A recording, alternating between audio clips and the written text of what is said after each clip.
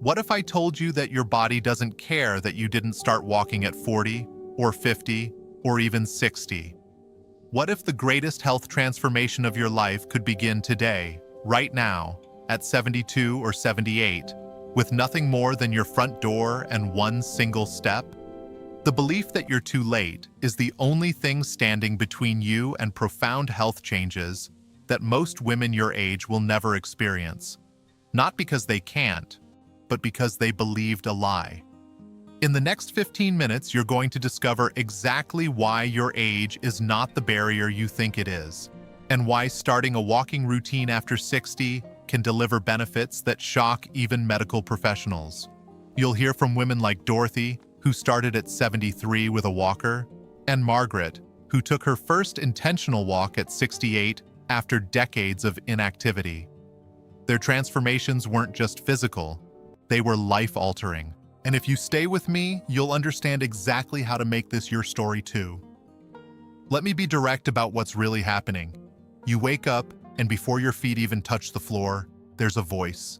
It whispers that you missed your window, that health and vitality belong to younger versions of yourself, that starting something now, especially something physical, is pointless or even dangerous. You see other women walking in your neighborhood, and instead of inspiration, you feel a sting of regret. All those years you didn't prioritize movement. All those decades your body needed you, and you were too busy, too tired, too overwhelmed. Maybe you've tried before. Maybe you walked for a week and your knees ached, or your back protested, and it felt like confirmation that your body is too far gone. Or perhaps you haven't tried at all because the gap between where you are and where you think you should be feels insurmountable. You're not just dealing with physical inactivity. You're dealing with shame, regret, and the crushing belief that you are simply too old. Let me introduce you to Helen. She was 71 when I first spoke with her. She hadn't exercised intentionally in over 30 years. She'd raised 4 children, worked full-time as a school administrator, and poured herself into everyone else's life. By the time she retired, her body felt foreign to her. Her knees hurt. She was 28 pounds heavier than she wanted to be. Her balance was shaky. And the worst part? She was terrified. Terrified of falling. Terrified of looking foolish. Terrified that if she tried and failed, it would confirm what she secretly believed, that she'd waited too long and damaged herself beyond repair. Helen told me she cried in her doctor's office when he suggested she start walking. Not because she didn't want to, but because she felt it was a cruel suggestion for someone who'd let herself go for so long. She genuinely believed her window had closed. And here's the part that breaks my heart. Helen is not unusual. This is the emotional reality for tens of thousands of women over 60. The regret isn't just about the past. It's about the belief that the future is already written, and it doesn't include vitality. But here's what most people get completely wrong about starting exercise later in life. They think the body operates on some kind of deadline, that if you didn't build a foundation of fitness in your 30s or 40s, you've permanently lost access to health benefits. This is categorically false, and in just a moment, I'll show you exactly why most people never fix this. But first, let's dismantle the myths. Myth number 1, your body won't respond to exercise after 60 the way it would have when you were younger. Research from the Journal of Applied Physiology shows that women in their 70s who begin regular walking routines experience cardiovascular improvements at nearly the same rate as women in their 50s. Your heart doesn't know how old you are. It knows stimulus and adaptation. When you walk consistently, your heart gets stronger, your blood vessels become more elastic, and your cardiovascular system rejuvenates regardless of when you start. Myth number 2, starting exercise late in life is dangerous and increases injury risk. The opposite is true. Inactivity is what's dangerous. Every year you remain sedentary, you lose muscle mass, bone density, and balance. These losses dramatically increase your risk of falls and fractures. Starting a walking routine, even a gentle one, immediately begins reversing this decline. You're not risking injury by starting. You're preventing it.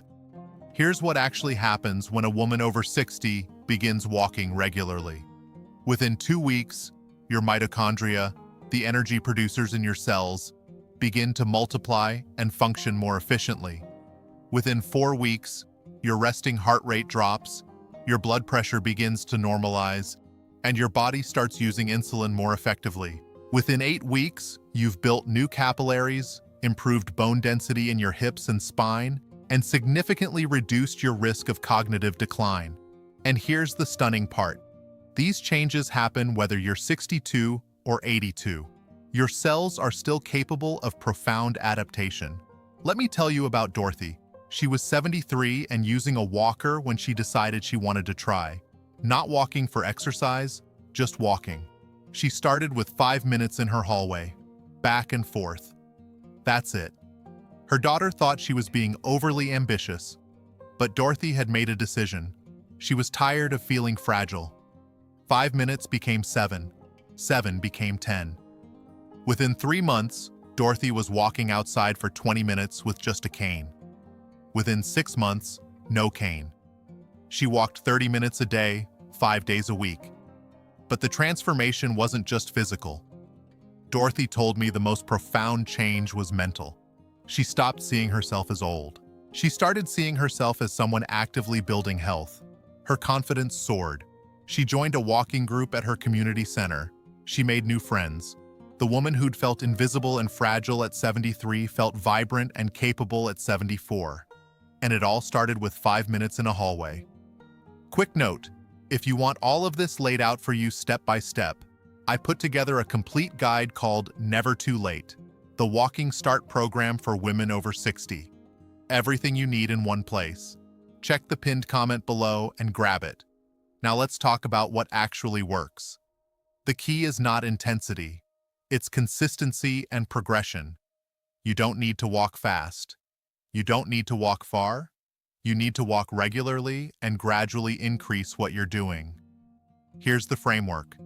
Start with where you are, not where you think you should be. If you can only walk for 5 minutes, that's your starting point. No shame, no comparison, just honest assessment. Walk at a pace where you can still hold a conversation. This is called conversational pace, and it's the sweet spot for building aerobic capacity without overloading your joints or cardiovascular system. Next, add 1 to 2 minutes each week. This is called progressive overload, and it's the principle that drives all fitness adaptation. Your body needs a reason to change, and that reason is gradually increasing demand. If you walk 7 minutes this week, aim for 8 or 9 next week. Small increments feel manageable, and they add up shockingly fast. Third, walk at least 4 days per week. Consistency is more important than duration. 4 10-minute walks will transform your health far more than 1 40-minute walk. You're teaching your body a new normal, and that requires repetition. Fourth, focus on posture and breathing. Stand tall, shoulders back, eyes forward. Breathe deeply through your nose if possible. This engages your core, protects your lower back, and maximizes oxygen delivery to your muscles. Walking with good posture also builds strength in the muscles that keep you upright and balanced. Fifth, listen to your body but distinguish between discomfort and pain. Discomfort is your muscles working, your lungs expanding, your heart pumping. That's good. Pain is sharp, localized, and a signal to stop. If something hurts, rest. If it persists, see a doctor. But don't let general discomfort from using your body stop you. That discomfort is growth. Let me share what happened with Margaret. She was 68 and hadn't walked for exercise in decades. She was dealing with prediabetes, high blood pressure, and chronic fatigue. Her doctor told her she needed to move. She started with 6 minutes around her block. It felt hard, she was out of breath, but she did it again 2 days later, then again. Within 5 weeks, she was walking 15 minutes. Within 3 months, 25 minutes. Her blood sugar levels dropped into normal range. Her blood pressure medication was reduced. But what she remembers most is the day she realized she had energy in the afternoon. For years, she'd needed a nap by 2 p.m. Suddenly, she didn't. She felt alive again. Now, let's get practical. How do you actually start today? Step 1. Pick your time. Morning works best for most women because it's easier to stay consistent before the day's demands take over. But the best time is the time you'll actually do it. Put it in your calendar like a doctor's appointment. Treat it as non-negotiable. Step 2. Prepare the night before. Lay out your walking shoes and comfortable clothes. Remove every barrier between waking up and walking. The fewer decisions you have to make, the more likely you are to follow through. Step 3. Start with a ridiculously easy goal. 5 minutes. Around your house if needed. The goal is not to exhaust yourself. It's to prove to yourself that you can do this. Success builds momentum. Once you've done 5 minutes, you'll want to do 6. Step 4. Track your progress. Use a simple notebook or your phone. Write down how long you walked and how you felt. Watching your progress accumulate is incredibly motivating. You'll see your capability expanding in real time. Step 5. Find an accountability partner or walking group. This could be a friend, a neighbor, or a local senior center group. Social connection makes walking enjoyable and keeps you consistent. On days you don't feel like going, your commitment to someone else will get you out the door. The biggest fear I hear is fear of injury. Let me address this directly. You reduce injury risk by starting slowly, wearing supportive shoes, and paying attention to your body. If you have existing joint issues, consider walking on softer surfaces like grass or tracks instead of concrete. If balance is a concern, use a walking stick or walk near a wall or railing until your confidence builds. You are far more likely to injure yourself from muscle weakness and poor balance caused by inactivity than from a gentle, progressive walking routine. Janet started walking at 76 after a lifetime of inactivity. She was terrified of falling.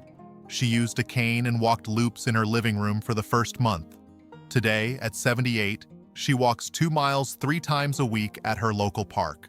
No cane, no fear, just joy. Let me paint 2 pictures for you. In the first, you close this video and nothing changes. The voice that tells you you're too old gets louder. Your body gets weaker. Your world gets smaller. The regret deepens. You watch other women your age walking, laughing, living fully, and you feel the ache of what could have been. In the second picture, you decide today is the day. You let go of the belief that you're too late. You walk for 5 minutes tomorrow morning. Then you do it again and again. In 3 months, you're stronger. In 6 months, you barely recognize the woman you were. Your body feels capable. Your mind feels clear. You've proven to yourself that age is not a cage. You are not too old. You never were. Everything I just shared and more is waiting for you right now in the pinned comment below. Click it. Get the complete guide.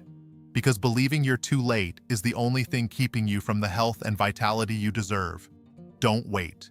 You have more strength, more potential, and more life ahead of you than you realize. It's time to walk into it. Literally. 1 step at a time. Starting now.